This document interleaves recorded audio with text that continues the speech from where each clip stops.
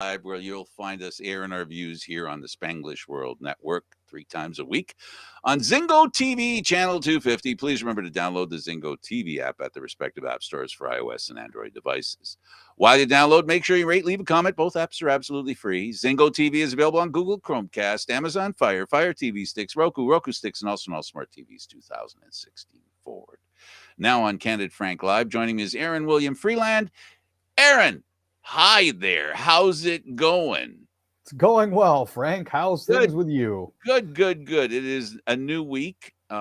We just like I always like to do. I like to talk about the Canadian Football League and the team I cover, the Toronto Argonauts, worked very hard this weekend. Their defense was perfect. Their offense was perfect. Their special teams didn't make a single mistake this weekend, and because of that, they find themselves alone in first place. As it currently stands, they're 0-0 with 0 points. Uh, And in uh, first. it's amazing how that works. It goes to prove. It goes to prove trying to be sure not to make any errors is a good idea. Goes to prove don't do anything, because if you don't do anything, good things will happen. No, this is one of those situations where, let's just plan the parade now. We're in That's first place. We're let's good. let's keep doing what they're doing, right? That's Right. what they're talking about. Yeah, we had a chance to talk to the Argos about that today. It was fun. It was funny. Anyway, they're alone in first, and that's because there are other three teams in their division, the Eastern Division, Ottawa, Hamilton, and of course Montreal. They all lost, and they all had a chance to win. We know that. Well, I'll start with BC and Edmonton, because I think the big story here was how good BC was and how not so good Edmonton was. And of course, there's the big story for me is, and this is the question of the week, a couple of Canadian quarterbacks in the same game scored a touchdown, and there was a third quarterback. How many times have we seen three quarterbacks in the same game? I don't think we've ever seen that. And if we did, it would have to be at the beginning when the Americans weren't coming up here. It would be the last time something like that would happen. And then have two of them score touchdowns on the same team.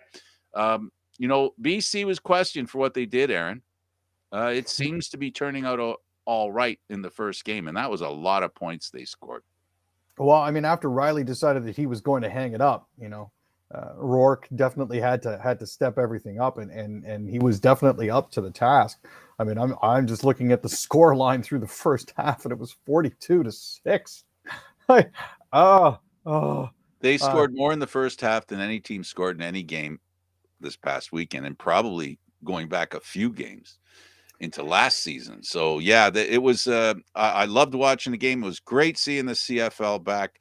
The stars were stars, and in this one, I guess the two key players were, as you mentioned, the quarterback Rourke, and of course Butler. Butler, who had what was it, 3 touchdowns all season last year, got 4 in one game. no, and you know what? It's one of those things where I mean, he got his third touchdown of the game on a 21-yard run, so it helped give the Lions a 21-6 lead. This is his 3 touchdowns matched his season total from last year, so everything Amazing. seemed to be clicking on all cylinders. And from there, it was just all downhill for the odds. It just didn't end well for them at all. I mean, other than a blip in the third quarter where they outscored BC 9-7. The Elks. The Lions just shut the Elk down in the fourth quarter. So Yeah, absolutely. It was. Yeah, it was murder. It was terrible. So over in Saskatchewan, Mosaic Field, we saw something we haven't seen since 2017 at the inception of this stadium. One of the most beautiful stadiums in sport, not just the Canadian Football League. We saw speckled empty seats as something we haven't seen before. It's a little disconcerting, and word out of Saskatchewan, Regina in particular, is that people aren't going because the ticket prices are a little too high, but one has to recall and remember that to have that beautiful a stadium in a sport where you only play 10 home games, that's quite a bauble that you purchased. Yeah, no, it definitely is. Add on to that the $12 per ticket that the city gets, which actually helped Mosaic turn a profit last year for the first time since its building, and you've got a whole fraught series of issues there. I'm glad that they were able to pull out the win 30-13 over the Cats. Um, but at the same time, that is something that they'll definitely need to keep an eye on. Dane Evans, in the post game interview, was asked, basically about his game, and I think he took more heat than he deserved. I don't think he could be blamed as much as he was taking willingly. It was a team effort, and yes, as the quarterback, he gets most of the credit when the team plays well. He'll get most of the blame if the team doesn't play well, and good for him. He took it on his shoulders, and well, last year they lost their first two games. Hamilton did, so they're right on schedule to make it to the Grey Cup again.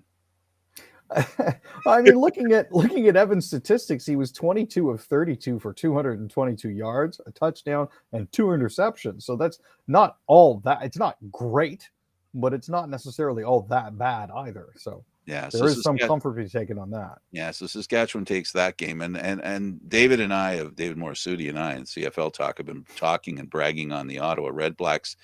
They rolled into the toughest place to play football, and that, of course, is in Winnipeg, Investors Field, or IG Field, they call it now, with an impressive revamped lineup, but they fell short to Winnipeg on banner night. Yeah, no, it was actually a lot closer than I expected. I did not expect it to be 19-17. I mean, Colaros came through with 18 of 26 passes for 188 yards and a touchdown, but got pulled by the injury spotter after he took a hit to the head late in the game. Drew Brown came in and had a little bit of success, but as it stands, well, he did. He won the game for them, and Colaros was not pleased, with being taken out. And one could understand that. All one has to do is think of history, and they'll understand why Colaros, he does not want to be reminded or want people to remember the issues that he's had in his career. Those were very tough times for him. Being injured is one thing, but the emotional baggage that that comes along with being injured when it comes to concussions, it can be, it can really create vapor lock in people's minds, whether it be the people that are watching the game, whether it be a coaching staff, whether it be a team, whether it be his teammates or he himself. It's a scary situation. We're not as in dire a situation as we've been in past years. People are beginning to understand, about head trauma more and more, and the more we protect players, the less it becomes a factor. And he was really, no, he was not happy to come out. No, I understand that completely. On the other side of the coin, Jeremiah Masoli went 24 for 34 with 380 yards, which was an absolutely fantastic game for him. It's just unfortunate that performance gets overshadowed. But I mean, I suppose I can see it happening just based on the fact that the Blue Bombers won. But at the same time, Masoli had a fantastic game. Yeah, a great first game for a team that has made a lot of moves. Sean Burke, their general manager, has done a marvelous job of bringing in players. We talk, anybody that understands the Canadian Football League, the conversation always comes around to who's your quarterback. Well, Masoli is Ottawa's quarterback, and he proved how important an experienced, good, if not great. This is a guy who had MVP numbers before he got hurt a couple of years ago. So, like Colaros, and I say this without being cheeky, like Colaros, he's a guy who's coming off injuries who could, in the right situation, do something really special. And Ottawa is a place that has done a few special things in their time. And we'll just see. I mean, I really like Masoli and his quarterbacking. He's had some tough luck, and that first touchdown he threw, man, was he excited when he ran into the end zone. Definitely was. It was fantastic to watch. So I'm actually glad that the Red Blacks are clicking as well as they appear to be so early in the season. We'll have to see if that's borne out in games Eastern 2 through 10. Eastern Division's going to be tough. If the Elks don't play well, They definitely won't cross over, and that'll mean there'll be a real tough battle for that fourth spot on in or third spot, sorry, in both divisions. So, right now, it's always easy to say that the Canadian Football League is about Eastern Division teams not being good enough. I still feel, even though the three Eastern teams lost to Western teams this weekend, none of the losses were the kind of losses you can hang on to teams that aren't that good. They were very close, and the home teams did really well, and they happen to be all Western teams. So my best note is 3 quarterbacks played in one game that are Canadian, and all three are going to be factors down the road. So it was incredible. It was great. It was wonderful to experience. Let's go to the NHL, and the Oilers. Mikko Koskinen signs 2-year deal in Switzerland after 4 seasons with the Oilers. I guess he saw the writing on the wall. After a fashion, Mikko Koskinen was one of the more controversial signings that Edmonton went through. I mean, just they were having issues on the back end, and they needed to firm themselves up. So they did actually sign Koskinen to a deal that a lot of people thought was not very good at all, which was sorry, I'm just pulling up the numbers now. Well, Basically, it ended this season. It was $4.5 million per. They paid him. They paid him as a goalie who was going to be great, who hasn't been great yet. When it comes to goaltenders, you don't have to do that. You don't have to pay in the prospect. You can pay a guy who's really good. The Leafs wish they could pay a guy that they don't have to assume could be good. And now, with Koskinen, he's not going to get the money for a good goaltender because he wasn't really that good. The Edmonton team, as it turns out, was a pretty good team. They just didn't have solid goaltending all the time. And Smith gave them their best goaltending. So Koskinen gone is not a surprise. He read the tea leaves. Yeah, They said, and go to Switzerland. You love the chocolate. with Koskinen making 4.5 and Smith only making 2.2, and Smith locked up for next season, I think it's a no-brainer that they just let him walk at the end of the season. So. Absolutely. If the roles were reversed for Toronto with the contract, and I hate to go to Toronto, but we do a Leaf show, so if if only Campbell was the one that had a contract, and Mrazek, who did not play well, didn't. I know they'd be in a happier mood. Colorado and Tampa Bay, the Lightning. In fairness to, if one were to be honest about this matchup, okay, you have to say that these are the two best teams playing for the Stanley Cup. And how do I define the best two teams? Well, you got the best team in the league against the team that won the Stanley Cup, Aaron. What better way to decide who's the best team and win the Stanley Cup? No, exactly. And I mean, when you look at these two teams over the course of the season, the Avalanche finished with 119 points. The Lightning finished with 110. In their season series, Colorado was actually 2-0 versus Tampa Bay, who lost in regulation and in overtime. So you'll be able to catch the first game on Sportsnet and CBC on Wednesday at 8. But yeah, I mean, you're looking at Nate Mack and Nazem Kadri, who's unfortunately not available, Gabe Landeskog, Mikko Rantanen, Cale Makar. All of these guys are firing on all cylinders right now. Tampa Bay on the opposite side of the coin is facing some injury issues. There are a couple players that are not currently available to them, so that could be just like the Avalanche, right? They you never know. The gamesmanship that goes on with lineups in hockey is not something that I miss. I can see it all the time, and I can see something going on here. But we'll see. Let's go over to soccer and talk about match day. Winless France faces Croatia in Nations League.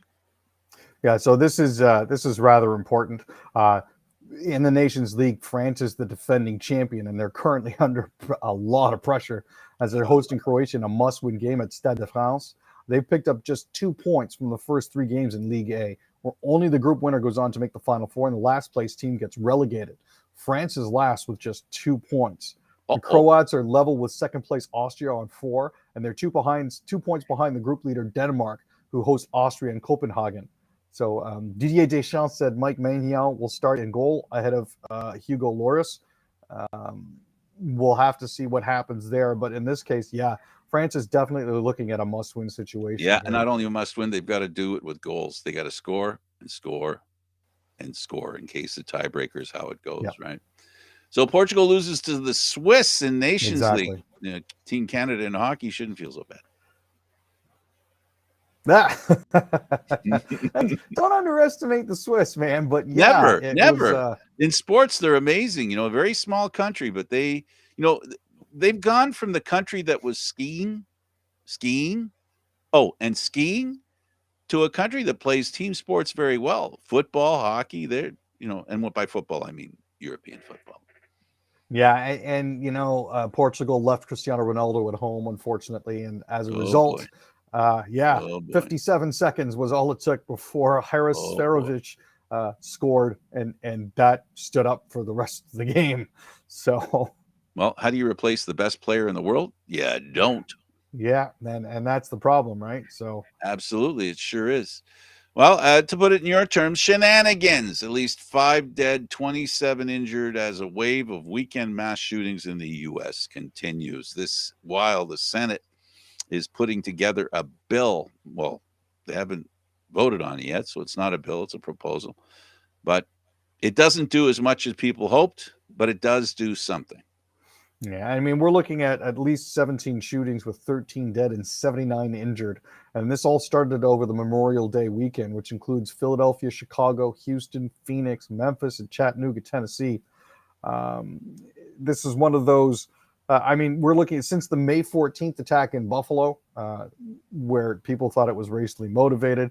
There have been 68 mass shootings nationwide, including the May 24 shooting at Robb Elementary School in Uvalde, Texas. So this is one of those.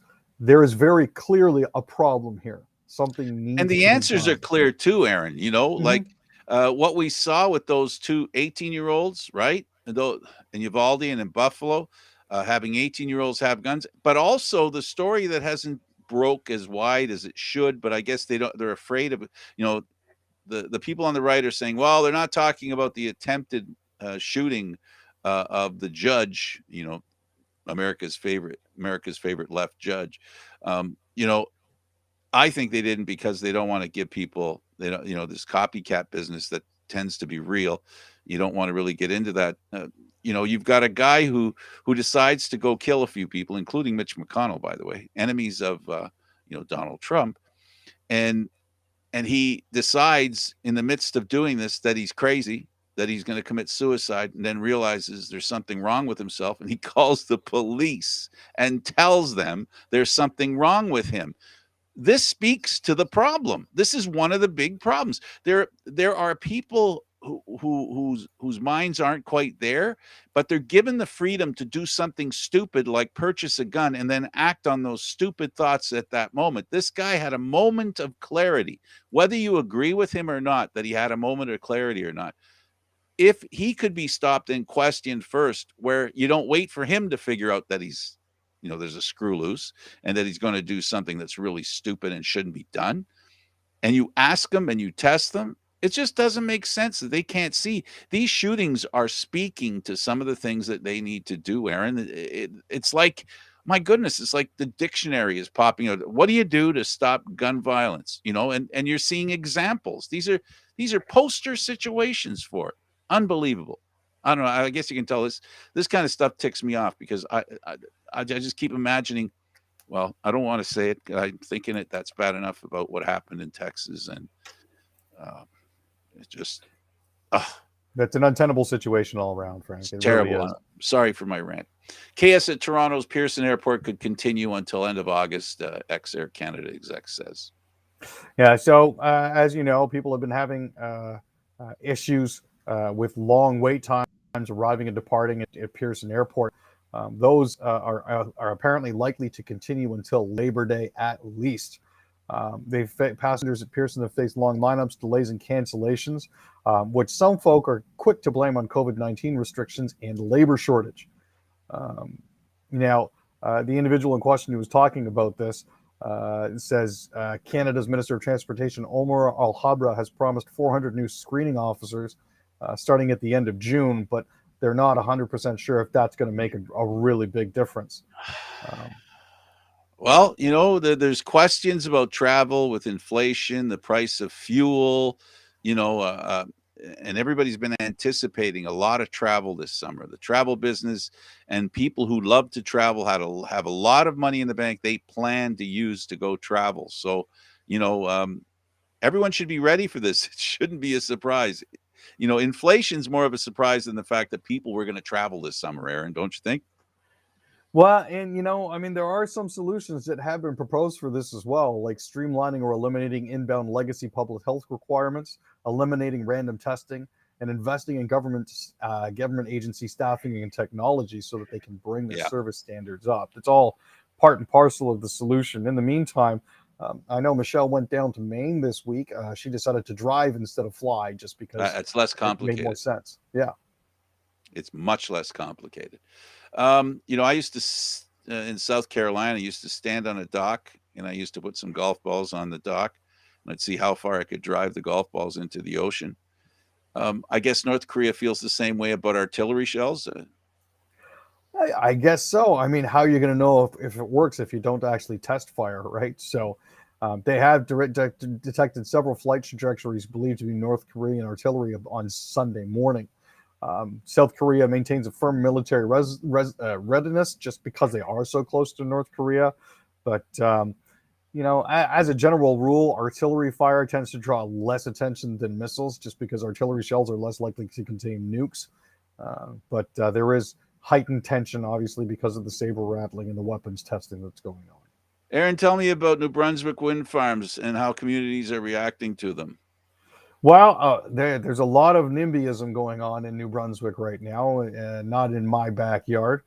Um, Bleu, there was a wind farm project that was supposed to be going in there, but it's officially dead. The 400 people near Caraquet had been fighting the project for more than 3 years. Navico Power, which is a renewable energy company in Fredericton, was trying to get that in. Um, but New Brunswick Power and Château Ventus were not able to come to a mutually agreeable solution to the delayed delivery of the wind project. So they finally decided that they were going to have to shelve it. Um, and the problem that we have here is that the community didn't find out that this was going to be put in there until 2 years after it was initially proposed. Absolutely. So Let's add Toby Keith to Justin Bieber and his health concerns. Toby Keith letting people know that he has stomach cancer. My prayers go out to him. no, it's definitely we're definitely going to keep him and his family in our thoughts. F cancer. Yeah, he basically had to cancel his upcoming concerts, in particular the one in the Ohio State Fair. Now he spent the last 6 months receiving chemo, radiation, and surgery, and so far so good.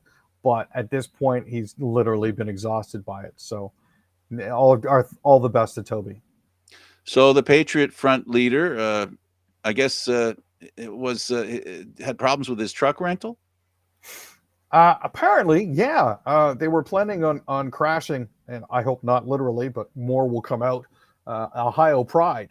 The 31 Patriot Front members were arrested with riot gear after a tipster reported seeing people load up into a U-Haul.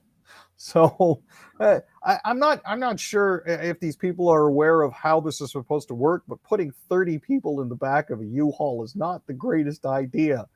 Wearing masks and carrying all kinds of stuff and loading up there. I mean, maybe really their intent was to go to Mexico. I mean, you never know. It's entirely possible, but if one of them just decides that they're not going to drive right and there's an accident, there's a bigger problem on your hands. Can we both say thank you to the person who called the police? Most Thank definitely. you. Definitely thank you. Keep it going. Cluster of storms take aim at southern Ontario Monday night, and boy, did I feel it. Wow. So you've already had I those sat under through, my have you? steel roof, Aaron. I sat under my steel roof, and our poor dog was cowering. Oh, The poor thunder was pup. booming, lightning. Now this is a conditional threat that depends on the timing of a disturbance as it rounds a high edge of pressure. But we're basically looking at the line south of Kitchener, Hamilton, and St. Catharines. So everything in Simcoe, London, Sarnia, Chatham, and Windsor Way is looking to get absolutely pummeled. So frequent lightning, heavy rain, and potentially damaging winds. So if you've got any flags, now's the time to take them down. Make sure that the cover is securely on your hot tub, and you put your empties inside the garage and close the door. Our prime minister was part of a super spreader, an invitation from President Biden in the United States and California. Yeah, so there was a gathering of the Americas, I believe is what it was called. The Summit of Americas. Summit of the Americas. There we go. But yeah, it's basically a gigantic super spreader glad handing event. So unfortunately, Trudeau has been hit with it. The good news is he has been boosted. He has been fully vaccinated. So it's unlikely that what so many on the right hope will happen will happen. So Well, that's a relief. the F Trudeau crowd have gotten their wish. He's not prime minister for a few days. Yeah, well, But only a more few. power to Chrystia Freeland. So we'll see how well she does with it. Aaron. It's because her name is Freeland, isn't it? It's because her name is Freeland, right? Hey, Aaron, thanks for this. You were awesome. Thanks, Frank. Okay, thanks to Aaron William Freeland. I'm Candid Frank Stanisci. Thank you for watching Candid Frank Live, Aaron, Mondays, Wednesdays, and Fridays at 6 p.m. Eastern Time. The show can also be heard on the Spanglish World Radio Network. For Candid Frank Live, other news, entertainment, and sports programming we offer, please check out spanglishworld.ca. Spanglish World. Watch it, hear it, read it, download it, and live it. Thanks for watching, everybody. Ciao for now.